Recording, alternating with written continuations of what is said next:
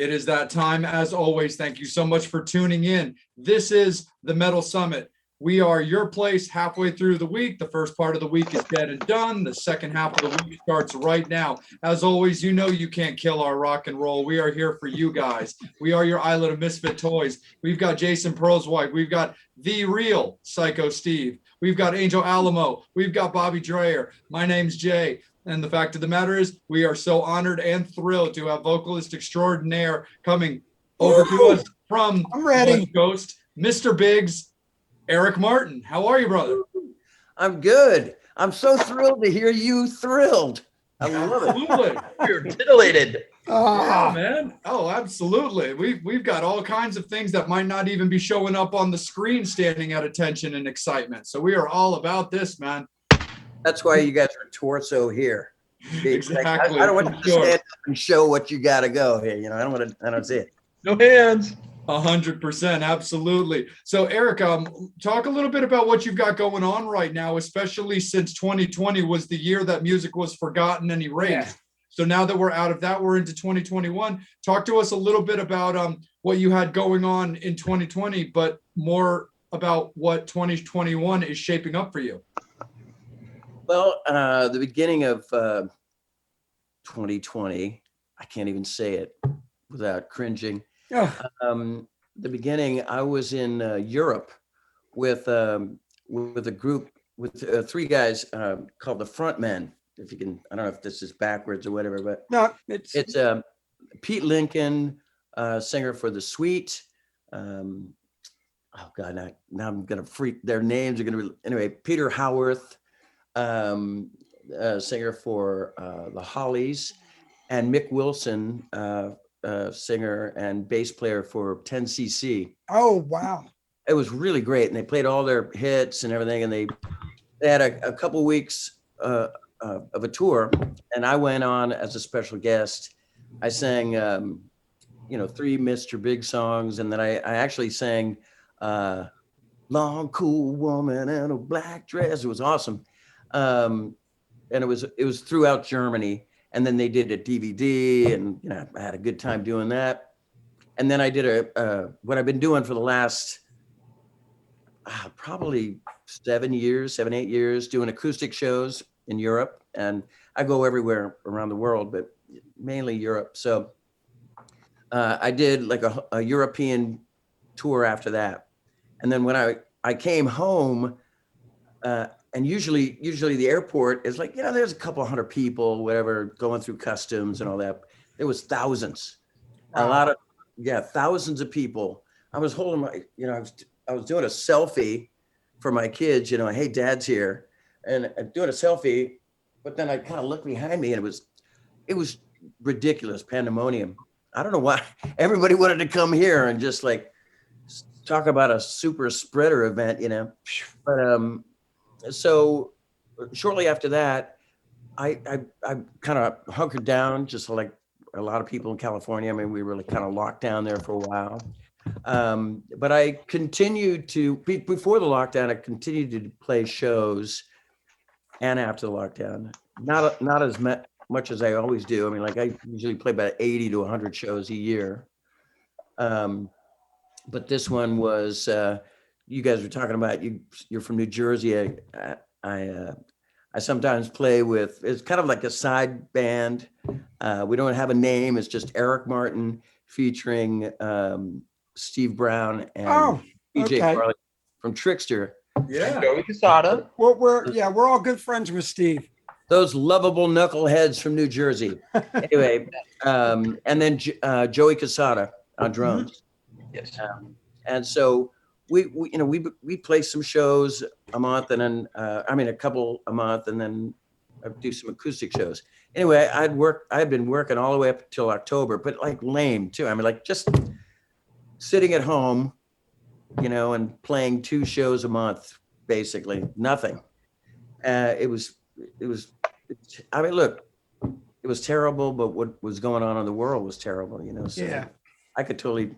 I got it. And besides, and most of the shows that I did were kind of what I called COVID comfortable. They were outdoor shows. They had people in this one show that played in Cleveland with just me and PJs playing acoustic shows. It was people in like these little pens. It looked like they got like big five, rental lots or whatever, and they had these like cattle pens with a couple people in it and their own waitress and everything. And I'm playing on this makeshift stage. Is like it felt like it was like 20 feet tall, and Are you everybody's sure you weren't in Mexico? no, yeah, I wasn't on top of the wall, man. But everybody had masks on. Most of the gigs I played with, everybody had masks, but a couple of the last gigs, it got a little sketchy. So I had to quit doing that. And I've been writing songs with some of the guys that I play with. One of the guys that I play with in a rock and metal opera called Avantasia. The guy's name is Oliver Hartman, and him and I have been writing. And I also write with my partner, Andre Pessis, who I've been writing with for 30 years, with Mr. Big. But, just writing songs, eating too much, drinking way too much. I mean, like, if that's such a thing. No judgment. Oh, God, dude. I mean, Nope. like, when we're on the road together, or when we're on the road, with the guys, or even with Mr. Big, I mean, like, I'm socially drinking, knocking a couple beers back here and there, or a glass of wine, or even share a bottle with Billy, But at Favorite home, easy chair. what? I said your favorite easy chair. Yeah, and so yeah, when I 2020 was like turned me into a raging alcoholic. So Absolutely. You were talking a little bit for a second about doing a show where everybody was kind of in like these cage pens, and that was something that I had noticed seeing some pictures of some of these concerts as they were feeling everything out. But there's also these other bands that are doing shows like drive-in style, which I think is like really, really bizarre. What's your take on that, Eric? Like if a show like that was offered to you where people would be sitting kind of drive-in movie theater style, is that still a gig that you'd be down to do, or would that seem a little weird for you? no, anything that's going to keep, I'll play anywhere that's safe, right? Yeah. Sure. Yeah, I mean, look, laundromat openings, I'll play a bris, Bar do whatever mitzvah? you want, but yeah, a bris. But yeah, the drive-in situation, yeah, it doesn't bother me at all. I mean, when it started to get a little hairy and a lot of people were getting sick, that's when I kind of, for my safety and others' safety, I needed to quit and not do it. And hopefully, I've been hearing rumblings. Plus that rock opera that I was talking about. I hear rumblings about maybe doing a tour in Europe coming up, and then I've actually got 10 shows that's out there now. I guess there are places opening up, but you got to still keep it safe. I mean, I don't know, what are you asking me? Like, you're trying to keep it safe too, aren't you? Oh, absolutely. No, we're definitely yeah. about keeping it safe and stuff like that. No, 100% we are.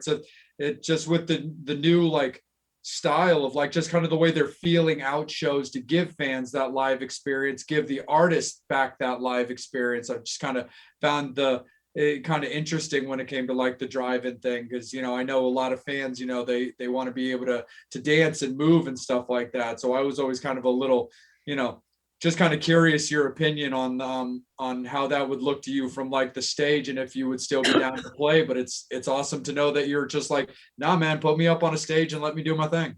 Yeah, I mean, I don't really think of people dancing in a way, I never really think about them, obviously they're moving and grooving, everything like that. It's your own car. I guess you could dance on the top of your car, I guess. I don't know. Yeah. No, absolutely. Psycho Steve, jump in here, brother. Do the Tony Cotain thing.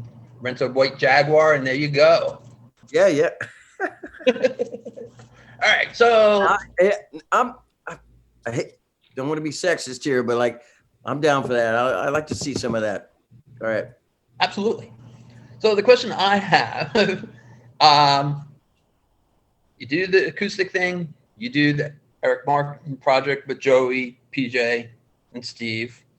The question is, can we ever see you with Matt, Billy, and Paul again? It's not really my call.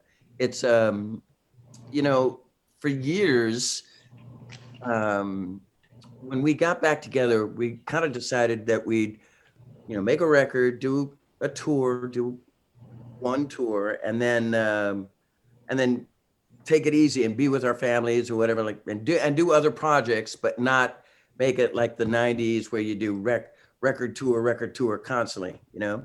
Yeah.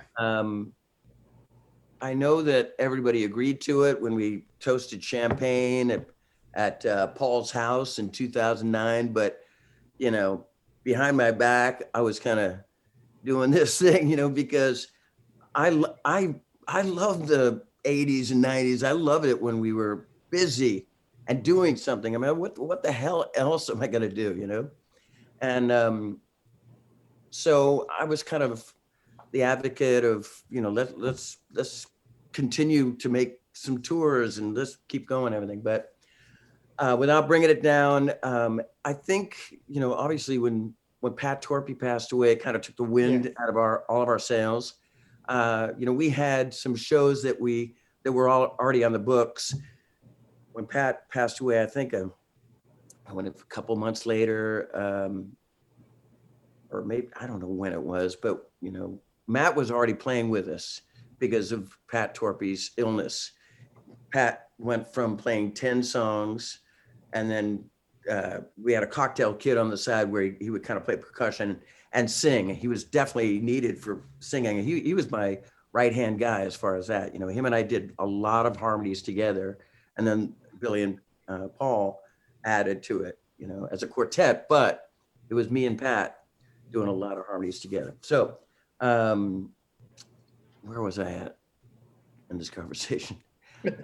Yeah, so when Matt was already playing with us and when Pat passed away, Matt played all the drum parts, and we toured with Extreme in Australia, and then we did all these festivals and stuff and clubs in Europe. Actually, Chris Jericho and Fozzy opened to a lot of the tour Cool. with it. Yeah, he's a good old buddy too. But yeah, I don't know. I can't really answer that because I have to truthfully, you know, talk to Billy going, yeah, sure like to get Mr. Big back together. Like I always do anyway. I've been doing that for years and years and years, even when we kind of split up there, had our little hiatus. But I don't know. I'm not gonna point into anybody's point fingers at anybody to say who wants to do it and who doesn't want to do it. So I want to do it. I'd love to do something. I'm so much motivated writing songs with Mr. Big and performing. I just love it so much, you know. I like doing my acoustic thing. I love playing with Avantasia. Get to sing with Jeff Tate every night, you know. Yeah. Jeff and I, you know, and Ronnie Atkins and Bob Catley and all these, just to be a Samet, all these great like heavy metal, hard rock and roll singers.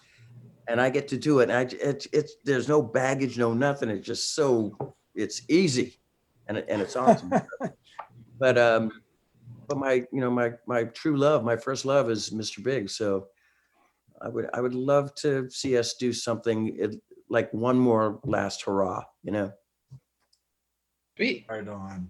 That sounds sweet, man, for sure. Mr. Dreyer, let's pull you on into this. Of course. So yeah, I'm gonna keep this upbeat. So you're talking about, do you get intimidated going out with, you know, you're out there, okay, oh, gosh, it's Jeff Tate, you know, the range, everything. These guys are, I mean, the big difference between Mr. Big, you guys went more the pop metal rock. These guys were, you know, God, Tate doing the Warning and everything. Does it intimidate you as a singer? No, No? No, not a bit. Or is it like being a basketball player and going, like if you're playing with Kobe or, whoever, and you just go, oh man. I think Jeff is, and a lot of singers I've worked with, I think they're phenomenal singers, but they're just people, I don't really get that nervous stuff around any of these guys at all. Only one guy, Dave Matichetti from Y&T. Oh yeah. Yeah, I can't, I'm so nervous in the room. I've known him for like a good portion of my life, but I'm still like, and I've sung with Y&T a bunch of times, background vocals on Summertime Girls Live, Dirty Girl, everywhere in the world, but I'm like, yeah. So I would get intimidated by Dave, I think, but nobody else. It doesn't, I think what they do is phenomenal. Jeff is an amazing singer, but I'm not, chopped liver. No, So- but similar going out to like when everybody does these G3s and these guitar, look, I've seen Nuno play with Zach and everybody else, but Yeah. is it, I almost want to say, is it a competition then going out there and shit, he did this, I got to do this. No, I mean, look, there's a there's a little bit of an ego thing when you get the audience going, but I don't think of it at all as competition. I might have, like when I was a kid, like thinking everything was a battle of the bands, but I don't think of that way at all. And I haven't for forever. This is kind of funny. I was doing when I first met Jeff, and I never met Jeff back in the day, and I'm playing Wacken in Germany. It's like, 75 to 90,000 people, and Wow. we're headlining, Wow. and Jeff's there, and Jeff and I are going to do a little PDA or what, like a little commercial for a gig that we're playing together. It was Jeff Tate's Operation Mindcrime opening to Mr. Big in South America. Wow. And we were doing a little interview thing, and you can see it on YouTube, and it's ridiculous because Jeff Tate goes, "Hey, I'm Jeff Tate," and I go, "And I'm Eric Martin." I go, "You're Jeff Tate. You're Jeff Tate." I mean, it's stupid, I'm like, Jeff Tate, and he starts laughing. He goes, "And you're Eric Martin." And I'm like, "You're Queensryche," and he goes, "Well, I used to be in Queensryche, but now I'm, whatever." And and I was playing it off, but I just found it funny that like I didn't even think he even knew my name, and he was just like, "And you're Eric Martin." He knew everything about me. I knew everything about him, and we were just kind of thrown on stage together. I don't remember if we had a duet, because I do a couple duets with the guys. And I sing this song called Twisted Mind. It's like total, heavy metal song. Hey, look, I'm a layman, with the heavy metal, but Oh, I've been doing it for like 6-7 years with this thing. So I'm not going to say I'm a true heavy metalist, but I'm a pretty good stunt cock. Anyway, so is Angel. so We bring him in for length. So going out with at that show, I went out with Ronnie Atkins, and him and I sang that Twisted Mind song together. And then the following year, or the couple of years later, I think it was the following year, we continued the tour, and me and Jeff now singing that Twisted Mind. So we sing it together. We're like, Jeff, there's a lot of theatrical stuff with Jeff, and rightly so. And Avantasia, they do this kind of same thing, When I do it a little bit, it just seems a little contrived, but it's theater kind of, So we're looking at each other, like, "Oh, Yorick, I knew him well," like we're performing Macbeth. No, McMetal. But we have a lot of fun together. I look at him as my equal, and I he looks at me as his equal. That's how I look at it. Yeah, I feel like So with something- badass. Oh, it's so fucking killer. I think it also with a lot of that kind of stuff, especially with like the respect and like the brotherhood that like singers are gonna have and stuff like that. Just like with something like Bobby brought up with like Generation X when those guys were doing all their thing, you know, there might be a little bit of fun competition, but I think in reality it's more about just seeing your mate just kill it when it's their time and stuff like that. Oh, I love, dude, I'm the biggest cheerleader in this Avantasia band.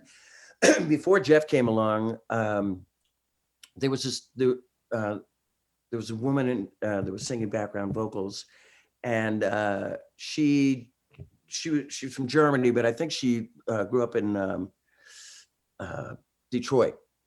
But like, and her and I were the only ones. And then she left, and then I was the only one. And then Jeff came in. But anyway, when I have so much respect for Jeff and Queensryche and his whole legacy, you know. But when all those guys did their, you gotta kind of know the situation. So we're backstage, all the band, and it's Tobias Sammet, and it's like a 5-piece or 6 maybe, like heavy metal kind of band that Yeah. plays with him. And then he'll call us out, and we'll go. We're kind of pinballing back and forth, and I don't even go out until like 45 minutes into the show. But right before me is Jeff. So Jeff goes out, and then he comes out, and I don't like those dry towels that singers use after they're sweating on stage. You know, they're sweating on stage, and you give them a dry towel, just scratches the shit out of your face. You gotta throw it wet. You gotta do a wet towel. That shit, you know. So I'm giving him a wet towel. And he's like, "Oh, wet towel." I'm like, "Trust me, you'll thank me later," you know. And I'm taking pictures, and I'm sending them to their families, and a lot of patting on the back. Great, man, great. And if he sucked, I'm gonna say, "Well, it wasn't that great," but most of the time they shine. And at the end of the show, we play a song called "Sign of the Cross," and Tobias goes, he'll introduce everybody, and I get such a thrill. He's like, "From the mighty Mr. Big, Eric Martin," and I come out, it's like dun, dun, dun, dun, dun, dun, dun, dun, kind of vibe, and it's thousands, 20 to 30 to 40 to 50 thousands of people, and it's just amazing. And then we're up there, and we all have a little piece, and then we sing together, and there's just like bro love, on stage. It's a lot of respect and a lot of love. And the cool thing about having Jeff out there is his talent, but it's his wine that he brings to the show. Oh yeah. Yeah. And he's got like, what's it called? Insanity. Yeah. Yeah. And he brings cases of it when he comes on the road with us, and we have like easily like 13, I'm giving state secrets away, man, but yeah, it's fantastic. That's super duper awesome. So just a quick shout out to the fans. We've got Angel coming up shortly. So sling in those questions and those comments for Eric and stuff like that when we bring him in. But now it's time to up the gorgeous quotient a little bit. So Mr. Brosweig. Hey, what's up, Eric? Okay. Have you gotten this before? With those glasses on, you kind of look a little like Mike Myers, the one from Saturday Night Live. Yeah, I get that all the time. Really? Wait. Yeah. Yeah, I can't do anything about it. I can take them off, and then you just guys look like a complete blur right I'm the now. same way. Where- Oh. How many fingers am I holding up? Yeah, I look like I don't know. Oh, like- wow, it's Jerry Garcia. I look like now I look like Mike Myers' dad. So, there you go. With those glasses, I've been threatening to get when I was on the road with Avantasia, I had like these sunglasses that were prescription, and they broke during the show, and the crew was out there soldering it, soldering it, and I came out, I looked like such a dweeb, like instead of tape here, it'd be like a big glob of solder. And I was thinking also that, Jeff wears these cool wraparound sunglasses, and I think they're orange right here, like an orange lens. And I could go, I don't wear glasses when I go on stage. I just don't. Besides, I could just see me go like this, with my glasses and like a little chain, a little chain here, and just going like, it's so great to be here. All right, Tokyo. Give it some That's more time. That's hilarious.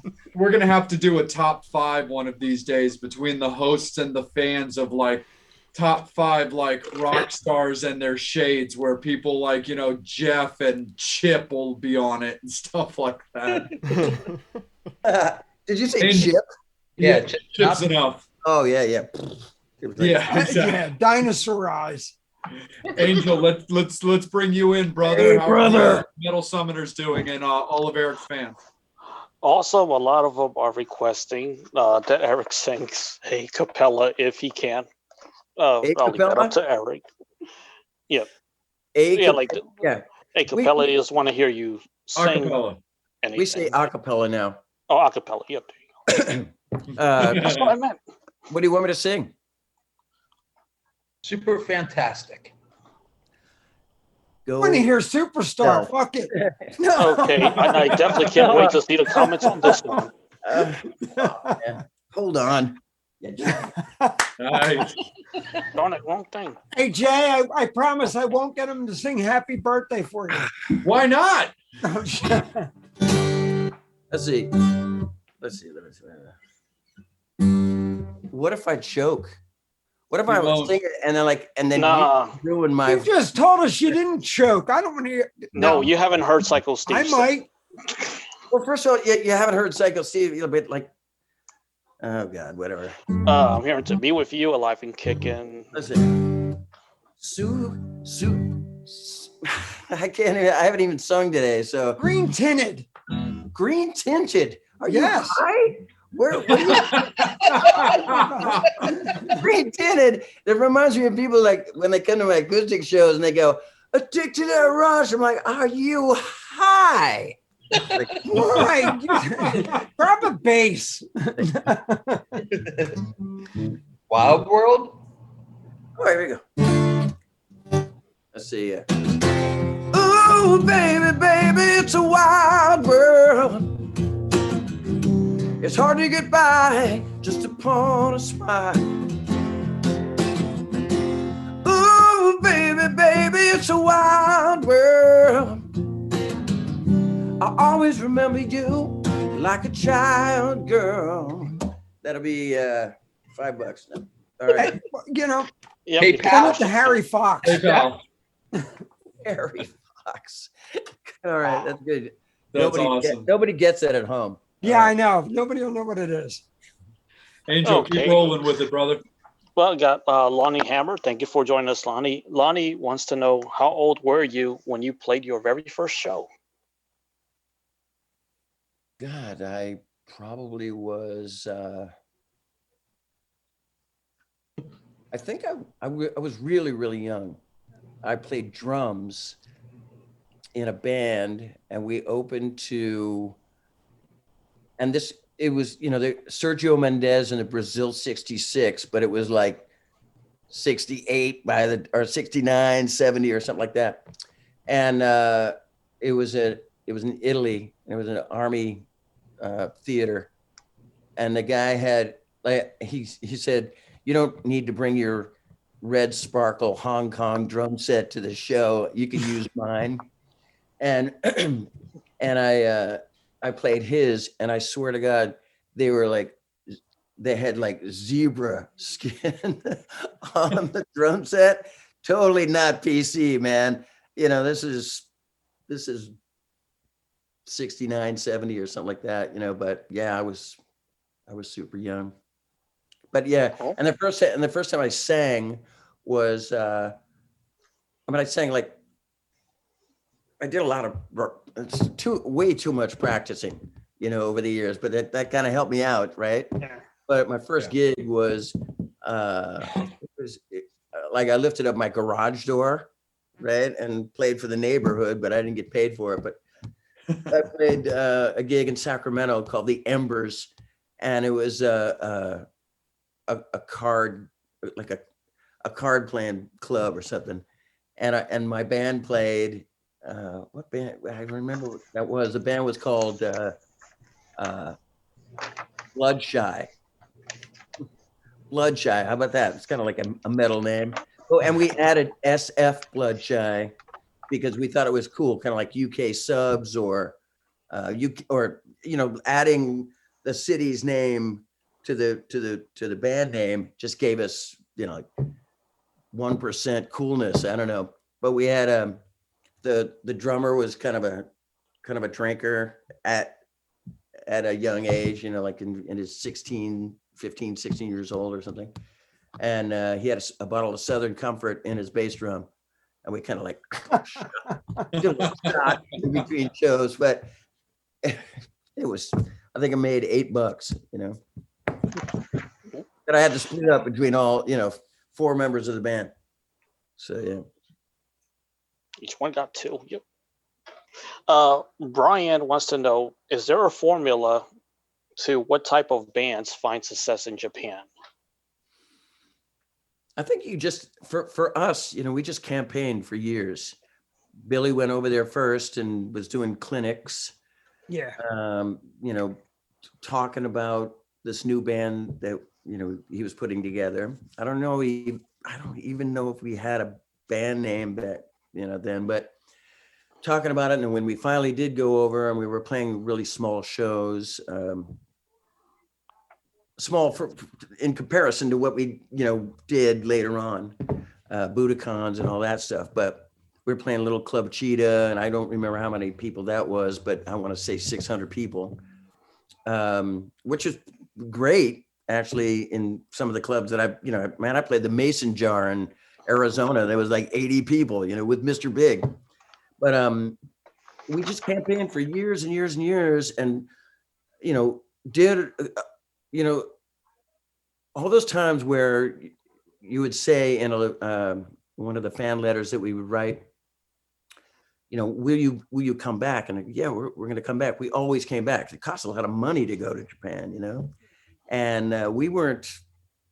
There's no, maybe Billy had some money from the David Lee Roth days, but me and Paul and Pat, we were like, it was a struggle back then, so it cost a lot of money to go. And then, we made money and all that, but we constantly campaigned and became friends with a lot of the fans through a lot of meet and greets. We had a meet and greet, and then I'd go outside and do the whole meet and greet thing over again, and I don't know what the formula is for anybody else, but I attest that our success in Japan to that, just that we kept coming back and we grew up with these folks, we were kind of family after we played like about 100 shows. We played over 100 shows in Japan. So, wow, awesome. Kim Sullivan, our good friend, wants to know your favorite singer of all time. Paul Rogers, hands down.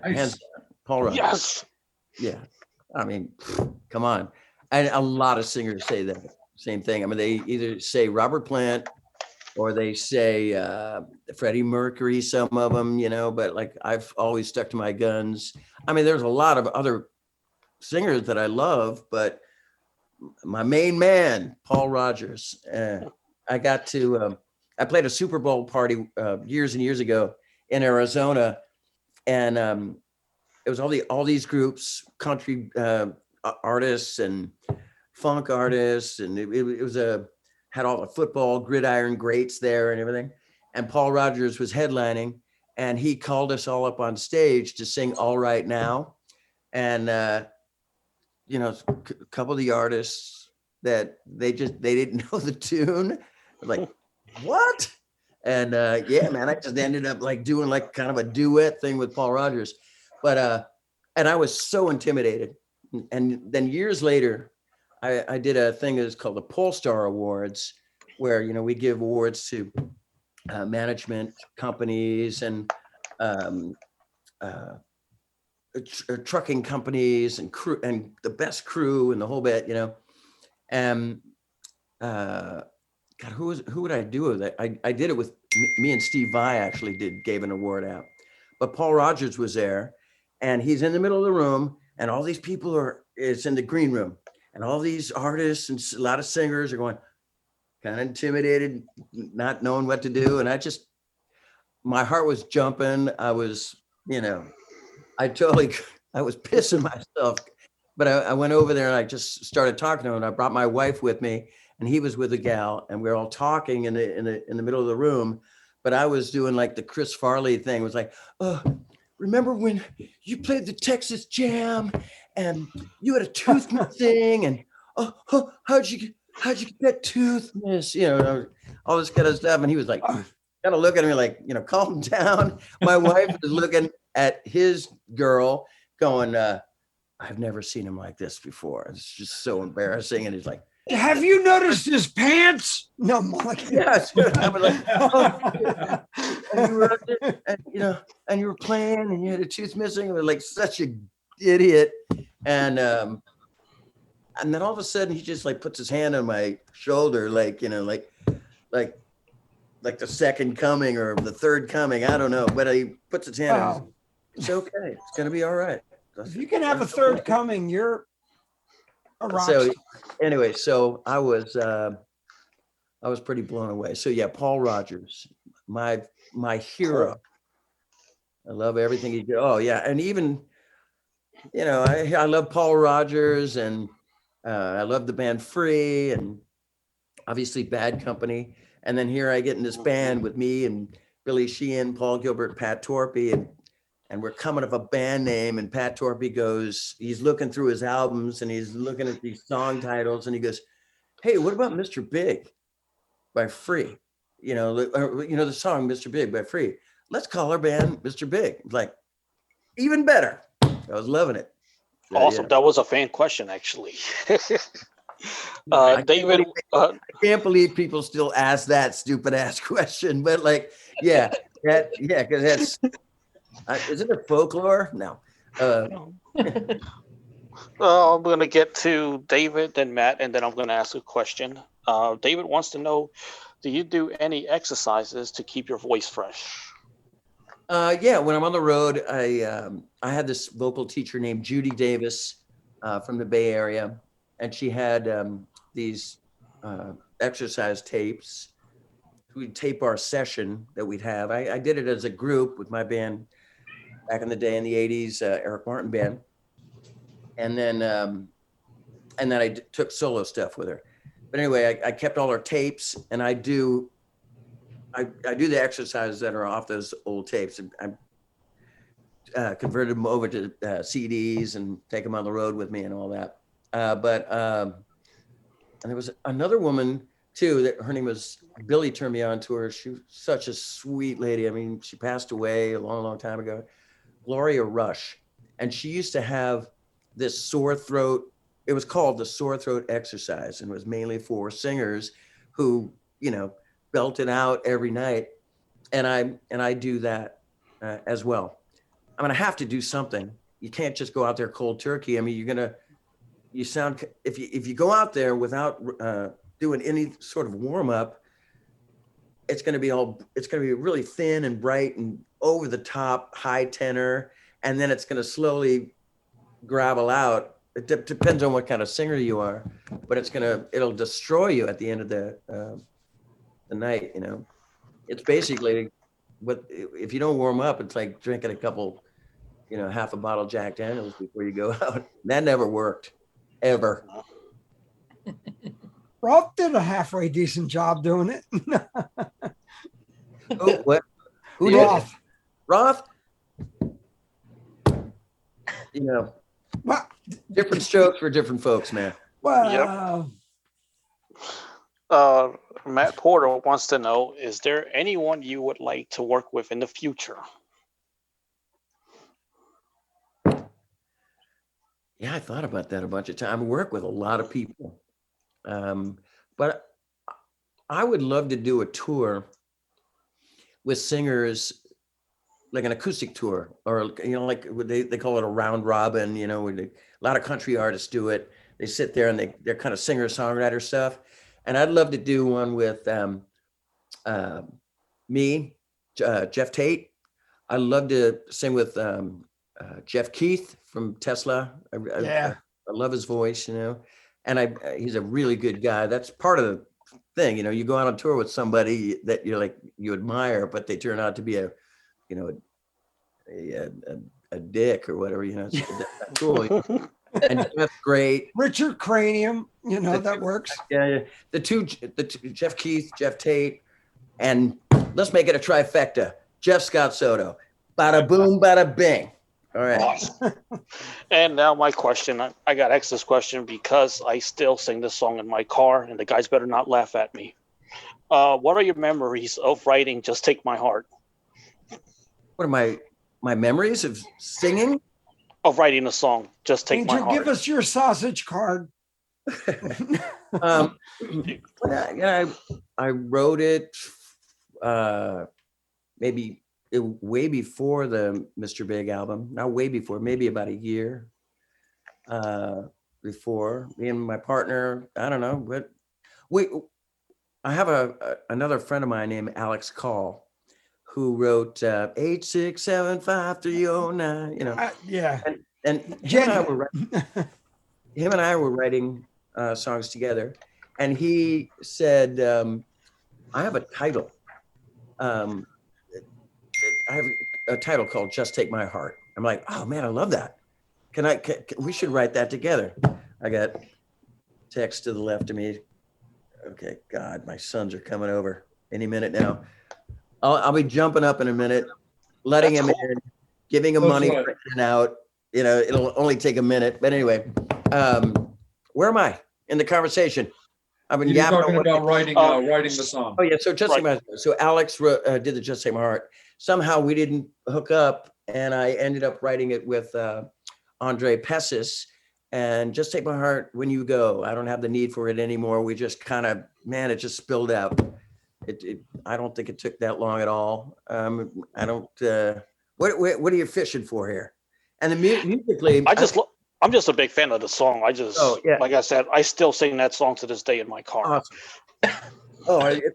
It's kind of it's a staple, when we play live. But I wrote it on piano, and then I showed it to Paul, and then Paul,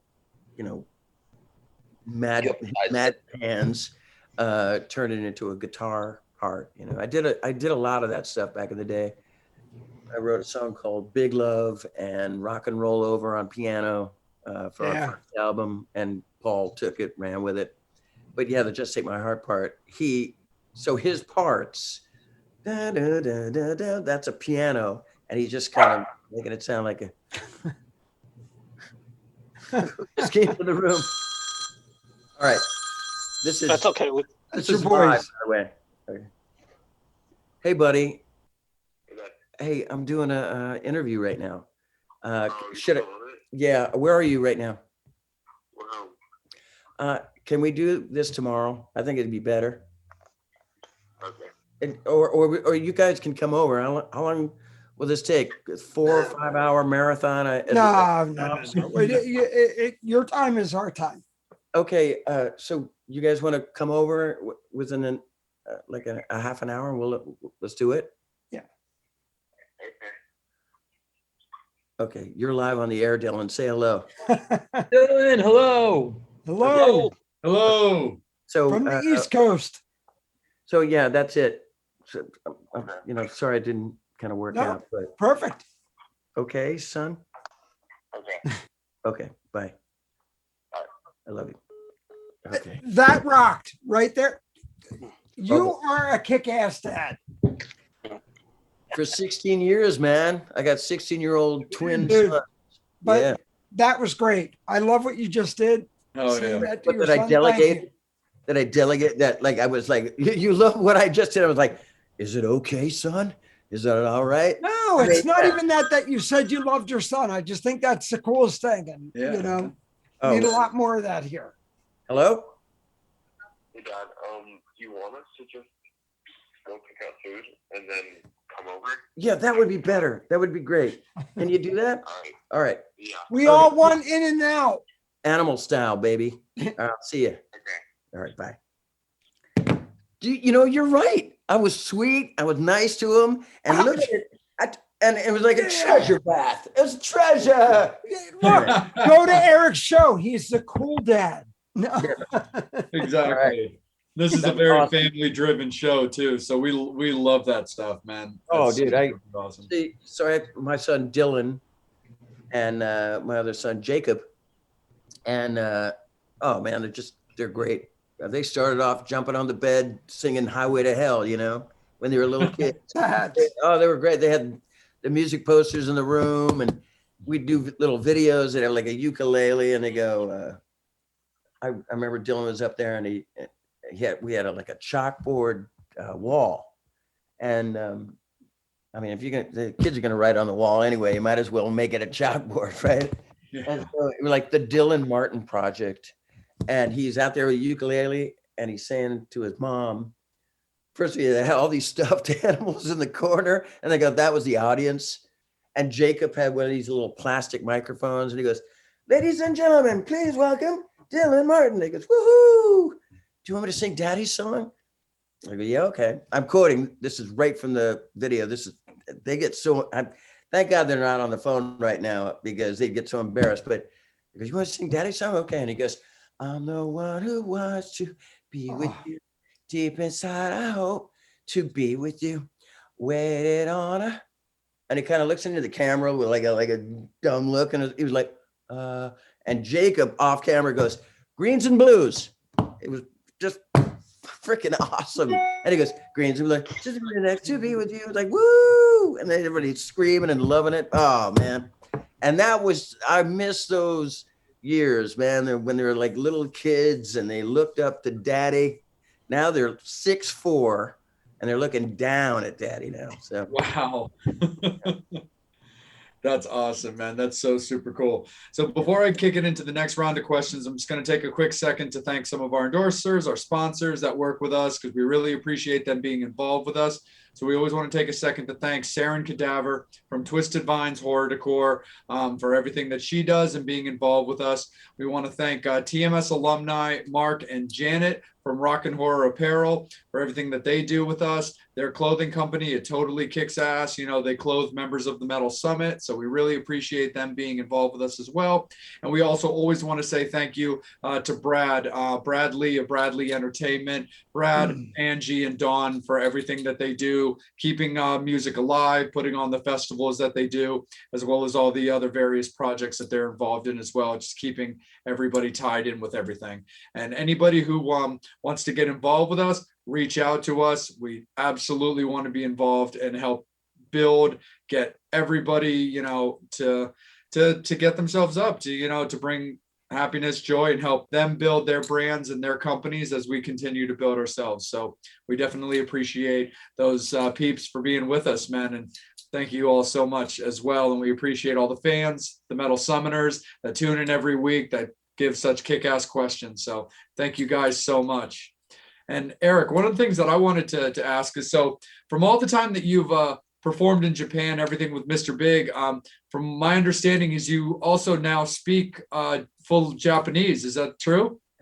yeah, my Japanese fan friends are going to be like, no, that's not the way you do it. You know, when you try to speak a little Japanese, who can do it? Marty Friedman is amazing. Yeah, Marty's Big time. Yeah. Who else did you say? No, I was just big time that Marty speaks Japanese like on his Instagram page all the Yeah. time. He's like, Oh, Kyoto. yeah. I've done show. You know, Marty played on one of those. On one of those Japanese records that I did, and we did a couple. But I'm like so old wave, man. I'm saying press junket. Now you know what I'm saying. Yeah, I know what you a press junket. What am I, Clark Gable? Okay. Oh, when I was in, anyway, And we did like, it was like a press tour kind of thing. And he was taking me around and they're asking questions in Japanese and like, no need for a translator. He was like, "Oh, those are," and totally understood everything he's saying. And then he said, she asked a question. He's like, answers the question. Then he says to me, asks the question. Anyway, Was it like John Belushi? I don't. It's been a while. I mean, like, Boku no Namae wa Eric Martin desu. Right? So it's like, my name is Eric Martin. I can only say, the cool buzzwords when you're on stage and you're in the moment. And I understand it a little bit. About the dirty words. We want to know the dirty ones. None of my Japanese fans or people out in the world want to know the dirty ones. I could tell you some dirty ones, bro. It's embarrassing. I start doing Japanese dirty words, it's going to come back and haunt me. I got though because I was. All right. No, fair enough. Yeah, because I was kind of curious because I know that Marty had performed with you on one of your records and stuff like that. So I was actually also curious about if you've been able to have extended work and time and hanging with Marty because he lives in Japan and stuff full time now and stuff. So I was just kind of casually curious if you guys have had any extended interactions outside of just making a record. No, I'd seen I think I met him years ago through our mutual friend and his old producer, Mike Varney. Yeah. When he was in Cacophony, which I just like when I first, I wasn't, I wasn't very good in school. So the first time I saw that, obviously cacophony, I was like, oh, cacophony. Yeah. They're awesome. And it's a Polish band. Yeah. And it was like, Jason Becker and Marty Friedman. But I met him years and years ago, but like he was a little bit more friends with Paul Gilbert. And so, yeah, we kind of hung out in Japan. That was the first time I ever met him. Our first time we had, conversation. Meeting people back in the day, it was just like, hey, break a leg, have a great show. Hey, good to meet you. Hey, yeah, you too. Not a lot of chit chat. I got you, man. Nah, not a problem at all, brother. Psycho Steve, let's bring you back in, brother. Okay, so you've had fans all over the world, and I actually had a fan email me. They wanted to know, what is your favorite song that you've done, either solo or Mr. Big? To go-to song. My Tracy my from the UK. Yeah, Tracy from the UK wants to know. I don't. That's a really weird question. There's a lot. I love singing. Well, when we did an album called Stories We Could Tell later on, and there was a song called Fragile that I loved singing, but I think my real go-to is a song called Price You Gotta Pay. It's just kind of a bluesy rock and roll song. We play it, and when it came out on the Bump Ahead album after Lean Into It. I mean, look, Daddy Brothers and Addicted at Rushes and all that stuff are great. But when Price You Gotta Pay came up, all right, there's another one too, Voodoo Kiss, that was on the Lean Into It. Though the more funkier blues kind of songs, that's in my wheelhouse. Those are the songs that I love to do. I mean, look, I think a lot of people know me as like a balladeer or something, sing To Be With You or Just Take My Heart and all that. But my first love is blues rock, Paul Rogers. It all goes together. Alive and Kicking. Alive and Kicking. Oh, there's another one. I appreciate. I got douche chills from that. I love the attention. Thank you. Oh my God, it's one of my favorite. The groove on that is just so Bad Company on that one. Right on. All right. So my question when I say right on, I'm a child from the 70s. So yes. It's either far out or like. We'll do the Black Panther thing here. Right All right.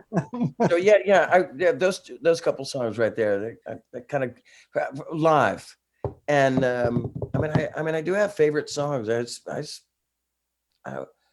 This song I never did live was a song called "Nothing Like It in the World," and it was on. It was the last song I think on an album called Actual Size, and that was the Richie Kotzen years. And man, that's it's a kind of a southern rocker ballad, kind of not like a Freebird, but like it's hard to explain it, but that's how I'm gonna explain it, kind of southern rocker thing, because then it goes off into this cool jam in the end that's very Black Crowes. And yeah, anyway, yeah, I love that song. That, and lyrically, it's you guys, I want you to hear it. I want you to guys, you come back and say, I don't, not so much, but yeah, no, I hope you do. I think you. Oh yeah. Fair enough. Now, my question is, how are you approached to do the benefit that you and I are doing at the Spyglass Ridge Winery, and what can we expect at the show? I think Joanne Okay. Actually wrote me an email, and I think when she asked me to do it like a speaking engagement, I'm like stuttering John sometimes when I like speak in front of a group of people. I sing in front of you, but when the camera lights on, doing an interview, I'm not like you guys. I mean, I have a gift of gab and I can chat away, and even my good friends, I'm like a big ball buster from way back, but oh man, speaking engagements, teaching, I just can't do it. But she asked me to do it, and I kind of chickened out on that. And then I think she brought up that she was part of the show, and somehow it got to an agent, and it was to benefit the kids' mental health, and that's all that needs to be said. I'm here for it. Awesome. So if anybody doesn't know what we're talking about an event that Eric is playing with PJ, Steve, and Joey. Very cool. 5th and 6th, tentatively at the Spyglass Ridge Winery in Sunbury, Pennsylvania. There's going to be, like I said, Eric Martin Band, Dokken, George Lynch's band, Winger, Warrant, Jack Russell, Great White, a band called Without Reason, New Jersey-based band, and quite a few other bands that have not been announced yet. But as soon as I know, we'll let you know. Who's hosting that event? That would be the Jew for You. Oh, Woo! I was waiting for that to come in. yeah, Eric's gonna do a brisk. You said it was Saratoga Winery? Yeah, Spyglass Ridge Winery. Saratoga Winery. That's around here. I apologize. Yeah. Spyglass Winery. Is it like a little? No, it's like huge. It's like when I think of winery, I'm thinking like has the Grey Poupon, Yeah. Yes. Oh yeah, and it's only $89 a ticket, and it's for 2 days. A lot of bands, yeah. So, When is it again? $89 a ticket. Brownpapertickets.com. You can go and buy your tickets there. Most of the money is going to the charity, which is awesome. Youth mental health. You can't say Eric Martin Band. You can do it now, Right. But you can't say Eric. Right? You got to say Eric Martin, featuring the members of Trickster and Trickster. Steve Brown, and hey, I love those guys. They keep me. Of course. They're super talented guys, as you well know. But like they are the funniest guys ever. They keep me on my toes. They keep me young. Steve Brown and PJ Farley, and then Joey Casada. Author, drummer, actor, great people, fun, ball buster. Anyway. Yes. Wrestling fan, don't forget that. Joey's a huge wrestling fan. And Kiss. Yes, Kiss. I know. That's when I first met him, when he went on tour with Kiss. Joey Licious. Yeah, that's Z-Rock or Z. Yeah. The ZO2. ZO2. My bad. God, I'm gonna totally get. We have we have a thread with me and Steve and PJ and Joey and our wrestler friend, and it's just like constant ball busting. I mean, to the point of I forget how to shut it off at 5 o'clock in the morning, and they're still yapping away about Kiss. Yeah, yes. Oh, remember the time? And so yeah, ZO2, not Z Brothers, not Z Rock. Yes, ZO2. I think I had Pauly Z in my mind right now too. You know, another great singer. Yeah. And a part He of was that. in Sweet. He was in the other suite. Yeah. Yeah, the other suite. There were a few. There were a couple. Saccharin.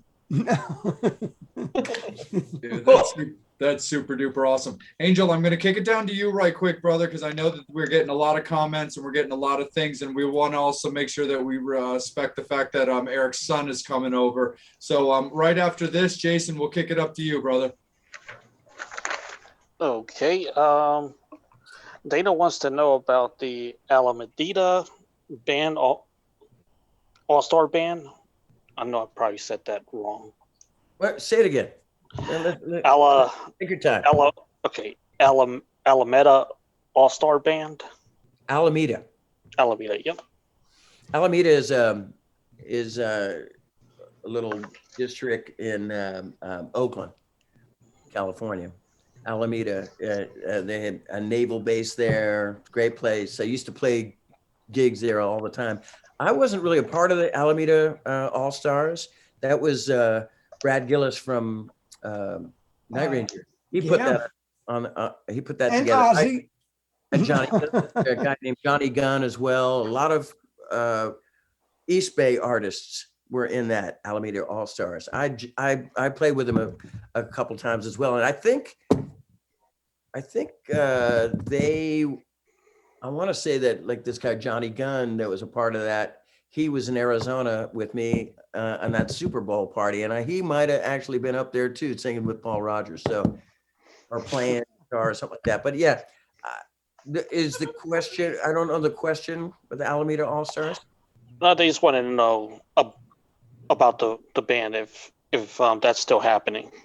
No, that was in the 80s, and I don't think anybody had time. I mean, there were a lot of people that when they went on the road, Brad Gillis, Night Ranger goes on the road and then they get somebody else to fill his shoes in. But like, I wasn't really a part of it, but I was a special guest a couple times. Are there, I guess once the COVID thing is over, any plans to go over to Europe for any kind of tours? Oh yeah, man.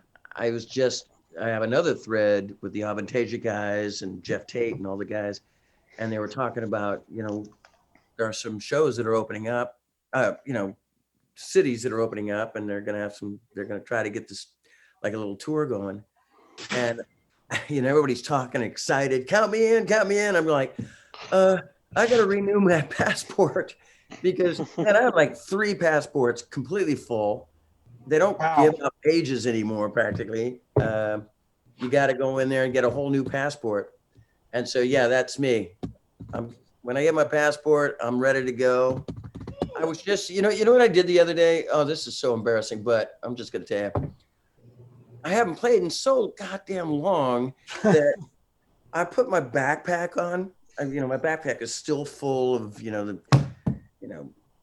voice lozenges and a microphone and a cable and a. Got to get you a Mr. Microphone and roller skates and just ride around like Golden Gate Park. You'd like to see that, would you?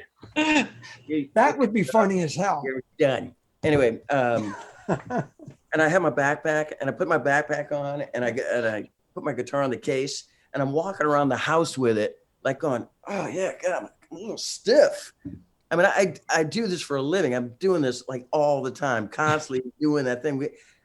You guys are some of you guys are artists. I mean, you look a couple of artists there, and man, when you're going on the road, you're totally conditioned. But like, I've been sitting on my freaking ass for so long, waiting for something to open that I got to get back in shape. Oh, Tatiana wants to know, what is the hardest part of writing a song? Doing it. Yeah, just doing it. You could be so lazy. I mean, I got a lot of like half-finished songs, and which is okay because I'll borrow from myself. If I've written a song a couple of years ago, it'll be sitting on a shelf, and I'll be writing a new song and go, oh, geez, well, no one's heard this one. I'll just grab that and tear it apart and put it together. But it's the actually get up and go and do it. Just make your, don't turn the frickin', don't turn the TV on or have any sort of distractions, the wife or the girlfriend calls or whatever. Not the wife and the girlfriend calls. Guys, You have two different phones there's for no wife. that. No, there's no Two wife. different phones. There's no wife. There's no girlfriend. But anyway, you have to do it. You have to do it. I mean, like, oh my God, I've beat my head against the wall so many times, just writing things down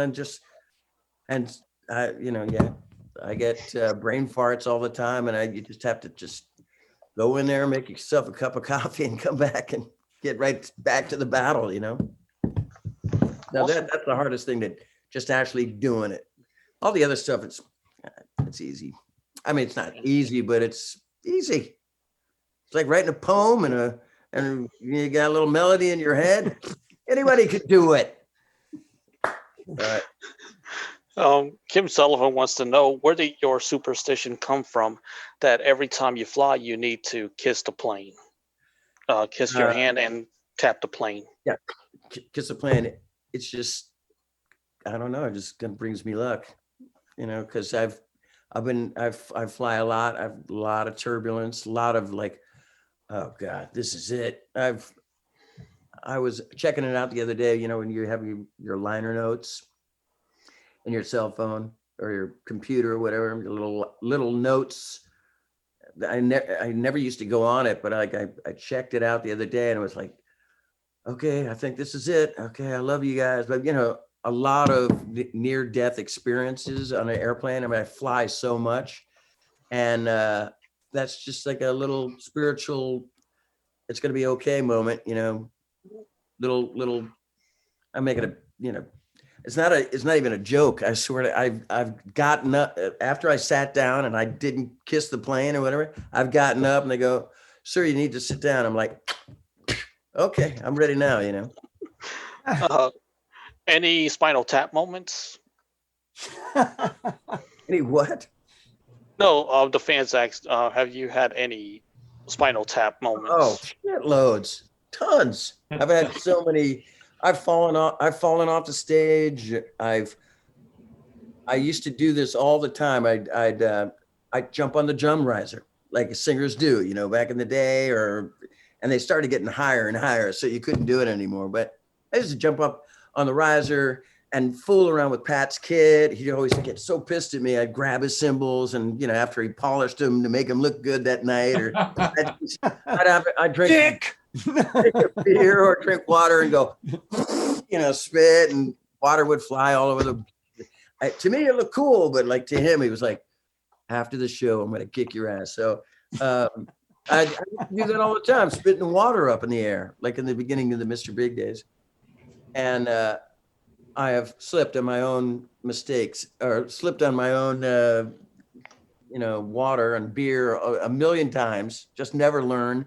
Or I've tripped over monitors and then do it again to make it look like I planned it. Oh yeah. Yeah. A lot of that stuff.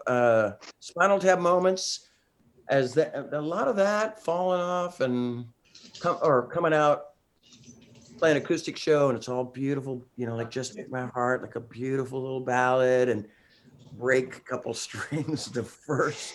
And when you're an acoustic guy, you don't have a crew, and you're playing. I played in Rome, and I remember this perfectly. I'm playing the gig, and I'm like, just take my string breaks. I have to go in the back, with my glasses and everything, going like this, thread in the eye of the needle. Yeah, that I've had those moments. I know somebody's going to come out of the woodwork and go, "Oh, remember the time that you?" Yeah, there was no shit your pants moments, but there was some. Damn. Crazy. That's awesome. Right on. Angel, let's bring in your question, brother. Oh, my question is, well, someone had actually asked it. One of the fans did. So Oh, did take they? it back up to you. Yep. All right. No worries, man. Fans, we'll get back to you guys one last time. It is last call for alcohol. So get those final questions and comments in when we kick it around to the final time. It's the last call for alcohol for questions and fan comments. Jason, it's all you, brother. So Eric, do you when you were first getting into music, was there like a mentor, or did you look up to anybody and that influenced you or anything like that? I'm sure you did, but I mean like a mentor that kind of helped guide you through or anything like that. My dad and my mother. My mother sang. My dad was a drummer. They were always like I wanted to pursue music. I mean, I wanted to be a sports guy at one time. I wanted to play basketball and football. I mean, like, but I was just super skinny, and the guy that kicked the gets the sand kicked in his face kind of vibe. When I was a kid. But I did want to be a musician because I wanted to follow in the footsteps of my parents. And they were totally thumbs up about the whole thing, and always encouraged me. They would say, I didn't even think about taking stuff like that in school, and through their help and guidance, I was in a lot of choirs. I didn't take music theory or anything like that, like I'm sure Paul did back in the day, but yeah, they were my mentors in the beginning. And then when I got older and I got my management from Herbie Herbert for almost 20 years. Wow. Managed Journey in Europe, Santana, Steve Miller, Roxette, Enough's Enough at one time. Yeah. But Journey. And so he put me in touch with Neil Sean and Jonathan Cain, and even Steve Smith. And we'd write songs together, record stuff. But I want to say like Neil Sean was not a mentor, but like a gift horse, But the mentors were my parents. Very cool. That's awesome. Bobby, let's kick it over to you, brother, man. All right. So we talked a little bit earlier, and you mentioned with Marty Freeman and Cacophony.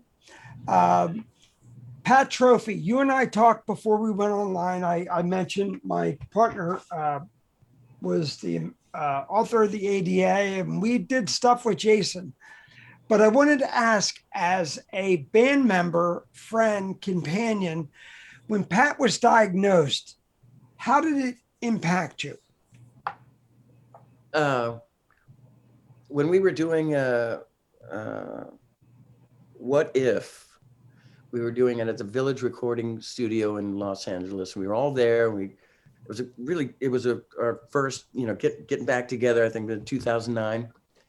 And he started to experience, like, he was like not making mistakes, but maybe he never made a mistake. Yeah. But he's kind of slipped up a little bit, and he didn't know what it was. And he was like, he'd hold out his foot and go, "Yeah, see this? What is that about?" And then it would go away. And then after that record, he brilliantly played that record. And then we were on tour together, and he'd have a couple. It wasn't mistakes. I want to say that I didn't start seeing any mistakes until later. But he would go, "Man, I got this weird twitch," and we're like, we didn't. Parkinson's was never on our breath. We didn't know anything about that. It wasn't until we did that record, Stories We Could Tell. And Billy and Paul were on the road doing clinics and whatnot for their endorsement companies. And then me and and maybe Billy was out with Steve Vai. I don't remember back then, but doing something. They weren't there. And I was at Pat Torpy's house. Above his garage, he had a little recording studio. And we're sitting on the couch, and Pat Regan was our producer at the time. And he produced another album of ours during the Richie Kotzen years called Get Over It. Anyway, so the three of us are there. Pat and the two Pats are really, really dear friends. And I think Pat knew. And Pat really wasn't turning around that much. It was just me and Pat talking. It's like I just flew in from San Francisco and went to Studio City, and we're just kind of hanging out. And I'm showing him all these songs that I had written, or songs that the band I took. We used to call them sniglets, like little idea sniglets. I don't know if they came. Of course. And I'm showing him this idea, and Pat's going, "Oh yeah, I remember that song from like 1996 or something." I'm like, "Yep, I kept it," and then finally finished it, wrote it, and here it is. And it's cool. And then he goes, "Hey," and I knew, so he was like super tired all the time and going on. And he goes, "Hey, listen, I got to tell you, I have Parkinson's." And like Pat Regan turned around and he kind of misty-eyed, and I was shocked, and I don't want to have like any of the listeners. No. Wait, look, this show is that's why I brought it up. The thing was, I don't want to have the listeners think that like I was in shock, and the first words that come out of my mouth, I'm like, he's telling me this, and I'm like, okay, well, I don't remember if I said we're going to work this out, but I pulled like a Moonstruck. If anybody remembers that movie, Cher, I go, all right, snap out of it. Hello, Cher. I go, snap out of it. Let's go. Let's get back to work. All right, I gave him a hug. I definitely gave him a hug. I remember that. But I go, okay, let's snap out of it. Let's go. I mean, it wasn't like I didn't say nothing we could do about it. No, I didn't say any of that. I was fucking crying on the inside, and when I said that, he was like, cool. And he had a little electronic drum set that he had in his house or in his studio anyway. And I think he tried to play some drums because we were making some demos. Yeah. Tried to play some drums, and it just, man, I could see it. He was that, I don't remember if it was like his right foot was shaking and his left hand was shaking. And I think he was making jokes about it a little bit sometimes. He would say it on stage, but he said it to us in that writing session. He goes, hey, a whole lot of shaking going on. And it was super awkward, but it broke a lot of the tension. And he wanted me and Pat to feel good about, feel comfortable. Yeah. Anyway, so he got on the electronic drum set. It was just me and acoustic guitar. And we recorded pretty much the whole record. Not recorded. It wasn't like it was just a crap demo, but it was him and I doing it. And somehow he just got this. He was always so tired, but he got this little spark going. And the same thing when we finished that record and we went on the road together. Me and Paul and Billy, we were considering not going on the road because, you never leave a man behind. And we kind of convinced Pat, we'll get somebody else to kind of fill in, like two drummers. I mean, hey, Allman Brothers, man, do something like that, And Pat was cool about it, but we got him on the road with us, and it just sparked him so much that, I mean, I just want to say this, it sparked him so much that like at the end of our shows, we used to switch instruments, right? I'll play bass, Paul play drums, and Billy will play guitar, and Pat will sing. Well, Pat came out there and sang, and he's singing like, Living After Midnight or something, Priest, and he did a bunch of other stuff, but he's running around like, this is a guy with Parkinson's. Yeah. It just didn't look sick, but I think without sounding so corny, I think the music and being with his brothers gave him a gave him this sort of spiritual uprising, you know. Well, I want to thank you and commend you on everything. You know, it's great to hear. We have a lot of listeners who have family members and friends who have disabilities, and it's just great to see the community come out, rock community come out and do what they're doing. Hey man, hey, he was our best friend, you know. And what was it? It was just the other day. It wasn't a celebration, but it was a remembrance. Yeah. He passed away only like 3 years ago. And it was incredible just how like we were talking about earlier about like older age and And even bringing up Jason Becker, you know. But Pat Torpey, he you didn't see it coming. It was like you know how you say, you know, it could happen to anybody. Man, you couldn't see it coming. This guy was an all-American sports jock, total jock. He loved the Los Angeles Dodgers, and he on the road, he'd just be listening to that radio of shows, games all day long, and then play the gig. But he was also part of like a baseball, softball league. Yeah. And he'd be the only one there'd be a couple of knuckleheads out there, but he'd be the only one in a uniform. I mean, it was total gung-ho sports jock guy, super strong. Man, I'm sure like the guys Billy and Paul, they're going to hear this story and they're going to go, I can't believe he told that story. A long time ago, I was playing at the Omni in Oakland, and there was like some people, some of the opening acts were sitting on road cases watching us play. A couple of guys, they just hate that you know, people watching, because we're, you know, it's kind of a private time. We're doing sound checks. We might be writing songs. Yeah. We have an argument. We want to have people see that, you know. Well, I'm being like that idiot on stage. Why do we have to keep doing the same stupid sound check song every time? And I go, hey, Eric, calm down, Eric, you know. And I'm up on stage, and I got the microphone, which is just dumb. Pat's behind me, and he goes, okay, guys, green tinted, you know, it was always the same songs for years, 30 years practice now, but not 30, but it was like the same songs. And I'm on the microphone and I pull one of these things, and I didn't barely say anything, but I go, I gave it one of those. And guys, we're guys. We know that one thing, guys go, whatever. Like that kind of thing. That can start a war.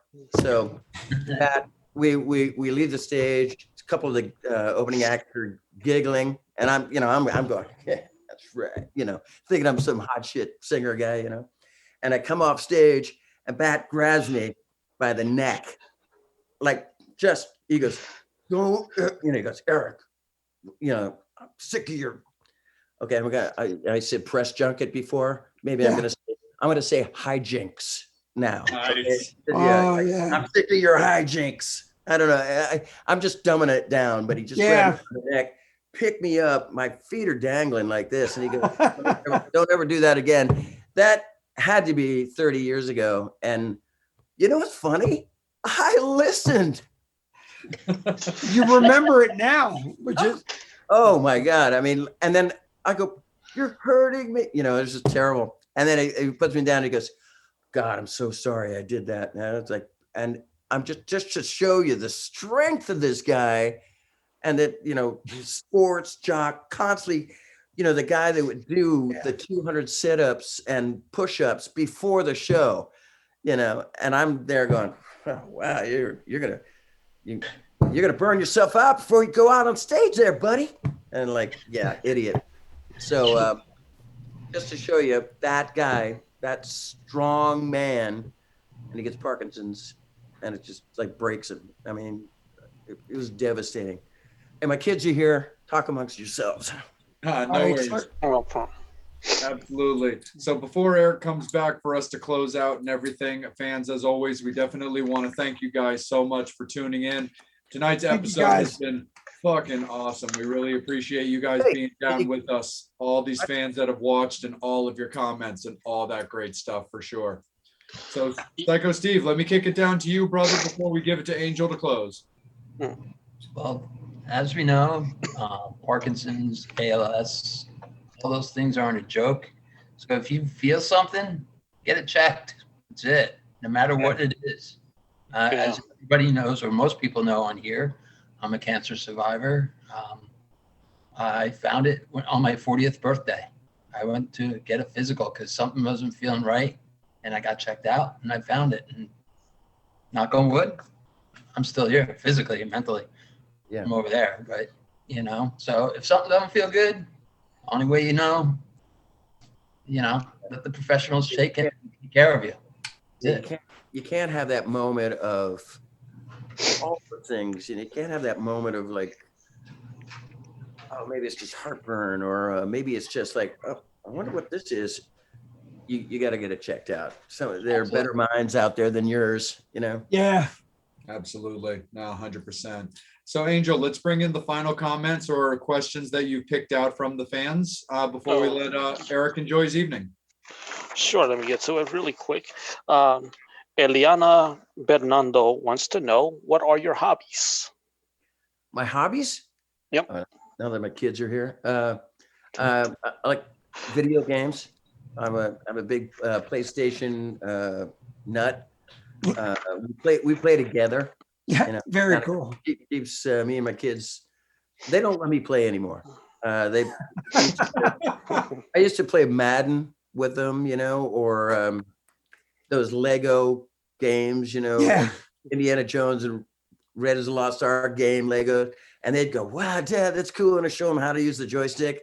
Now it's kind of like they got the headphones and the whole bit, and I mean, got straight A students, and they work really hard, and they're, in their school and all that stuff. But like, that's a little fun time playing video games. They don't let me play I'm like, hey, why don't you let your old man play? Dad, you suck.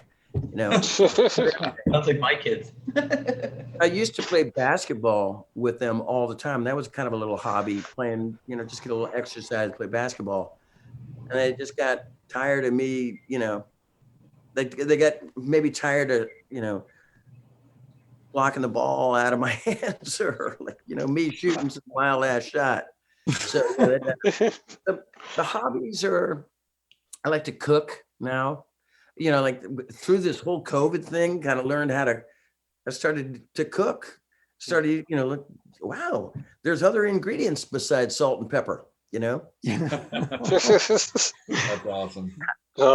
Stephanie would like to know, is there an instrument you would like to learn how to play? Harmonica. I mean, I've been wanting to learn how to play the harmonica for years, ever since, all the blues cats in the past. But like, when Jagger did it and when Steven Tyler did it, I was just like, oh God, that would just up my game. I'd like to play some harmonica, Just do it. And like, what'd you say? Just do it. Yeah. Just do it. Dan Aykroyd, he keeps one on. No, not Dan Aykroyd. Who is that? Belushi. Jim Belushi. Keeps it on him at all times. Wow. Because you never know when you're going to need it. Oh, yeah.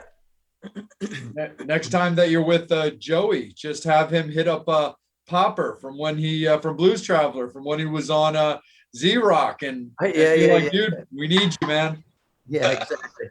Hey, like, no, I just want to kind of learn how to do some basic, blues and C. Sucking and blowing. That's it. Hey, Kids are here. I wouldn't touch that with a 10-foot pole, but like, I'm glad you said it. Right on. Wow,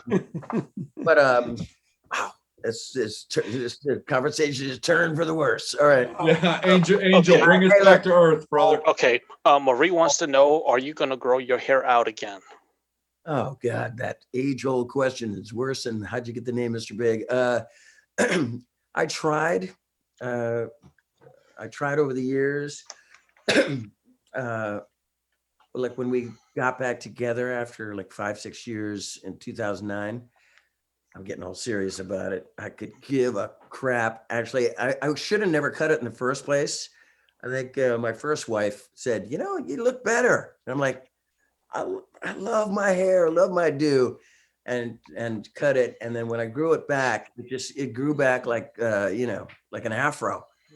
I mean, I didn't even, it's kind of naturally curly when it gets long. But yeah, it's just like when I grew it back, it just didn't have the same texture. So yeah, be careful. You Link know, from the Mod Squad. I could picture you with like this big, you know. Link.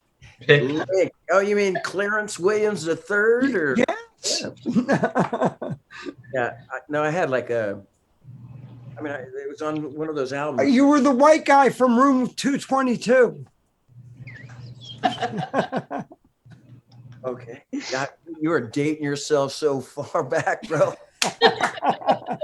The white guy.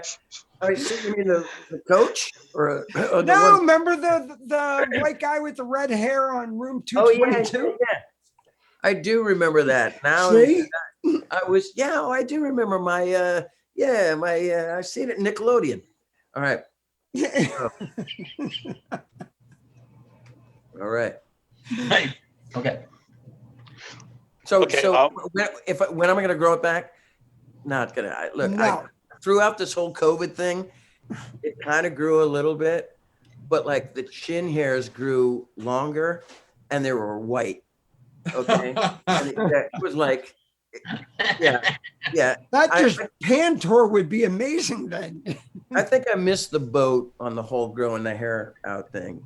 If I should have done it a long time ago, but I'm comfortable with this do. My coif. I'm good. I'm jealous.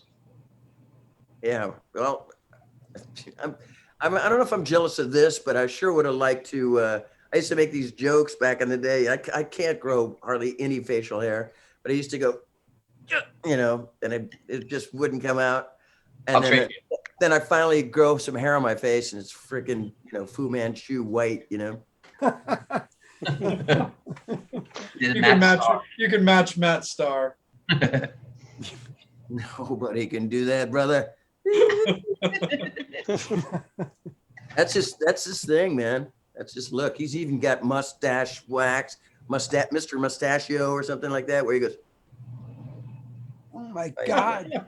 And I thought I was the happy one on here. That's so good. Angel, let's throw in our final ones, bro. Is there, this is my question, is there any venue or any city you would still like to perform at?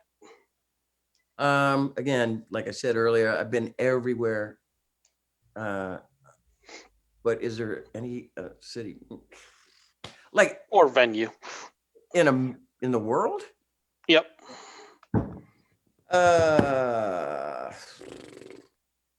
Nope. I'm good. No. I've played pretty much everywhere. There's no, I mean, I was fortunate to go to Ireland, you know, a few years ago with Mr. Big and then solo. I really like Ireland. Cities, I mean, I love playing Tokyo. I mean, and I don't know if I'll ever get back to Budokan, but that's a thrill of a lifetime, you know? Yeah. I've done a lot of, and Budokan's great. I mean, playing Vakken 3 times. Wow. That is pretty crazy. But yeah, I think Budokan is kind of near and dear to my heart. Eric, to jump in real quick. So Budokan, when you played there, you know, look, we're all that age. Our first taste of Budokan was Cheap Trick. Yeah, or when Beatles. you played there, was that rush that you went, oh my God, they fucking played here and so am I. Yeah. When you go up the back stairs and I've said this earlier to you guys when we were just shooting the shit before the thing, but they have these big, huge stairwells that go up to the stage, gigantic stage. And they have a Japanese flag. The Japanese flag is so huge. And so like, you know, like right from that Cheap Trick live thing, yeah, I saw that. Beatles come to mind when I see that, but going up the back stairs and the light goes off and they shine that light, like the ballyhoo lights, they call them ballyhoo. That's an old, that's a hot drinks word, ballyhoo, yeah. Where the lights go like this, and that Japanese flag. And yeah, that's exciting feeling. We actually did, when we switched our instruments thing, we did Ain't That a Shame one year, Oh, and oh, yeah, in Budokan. oh. Yeah. That's so. My super nipples duper are hard. Again, it's like, Dude, that's Let me that's just so really super quick- cool. But Eric, man, we can't thank you enough for. Well, hold on a second. Hey, oh yeah, Jason, Just go ahead. really quick, I just want to jump in really quick and Yeah. kind of branch a little bit off of Angel's question.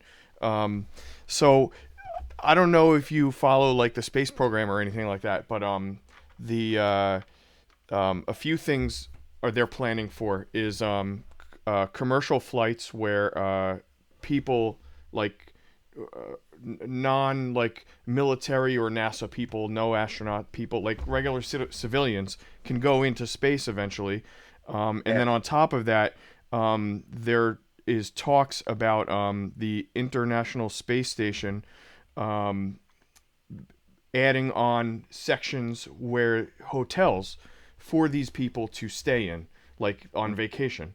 All right. And also there's talks about a movie going to be made there, planning to be made there with like Tom Cruise, I think. So my quick question is, if there was ever an opportunity where, if in our lifetime, that actually happens, and then they have like a venue there that you could play at the International Space Station or in space somewhere, would you do that? It's an odd question, but the whole breathing Shouldn't thing have drank. gets The me. whole breathing thing. The whole breathing thing.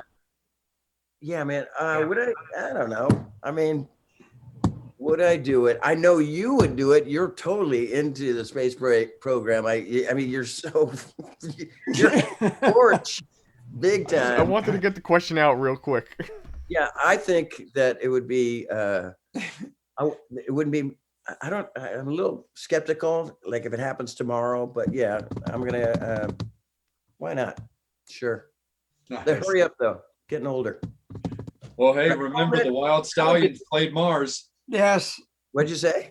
I said, remember, you got to remember, Bill and Ted, the Wild Stallions, they played Mars. Yeah. Okay. Well, that's a movie there, son. Yeah. Yeah.